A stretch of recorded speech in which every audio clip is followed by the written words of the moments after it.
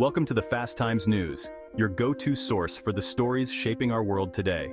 Tonight, we analyze President Joe Biden's groundbreaking decision to authorize Ukraine's use of long-range ATACMS missiles inside Russian territory. This move, seen by many as a game-changer, has implications not only for the battlefield but for global geopolitics as well. Let's dive into what this means for Ukraine, Russia, and the rest of the world.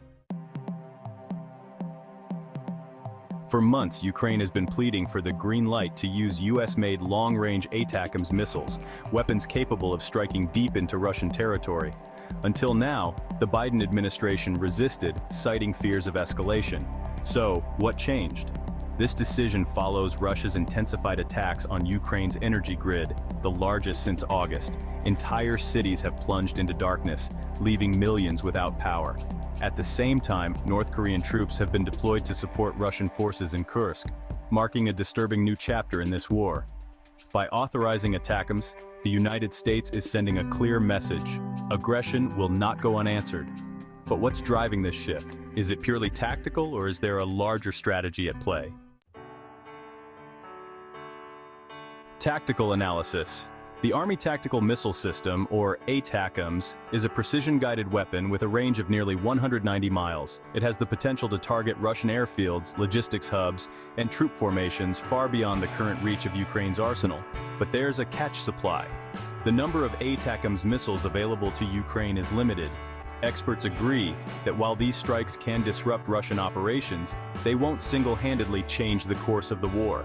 Additionally, Ukraine has already demonstrated its ability to strike deep into Russian territory using domestically produced drones, cheaper and increasingly effective. Risks and escalation. The decision to allow strikes inside Russia is provocative, and the risks are significant. While Moscow's conventional military might is stretched thin, its capacity for asymmetric warfare remains potent. In recent months, Russian intelligence has been linked to acts of sabotage across Europe, including reports of explosive devices planted on civilian planes. Could this decision provoke a new wave of retaliatory strikes on NATO territory? And how might North Korea's involvement complicate the already volatile situation? President Biden has weighed these risks against the growing threat posed by Russia and its allies. This is a calculated gamble, but one that could have unintended consequences. The geopolitical fallout. This decision comes at a critical moment in U.S. politics. President-elect Donald Trump, who has criticized Biden's aid to Ukraine, will inherit a conflict that is now far more dangerous and global in scope.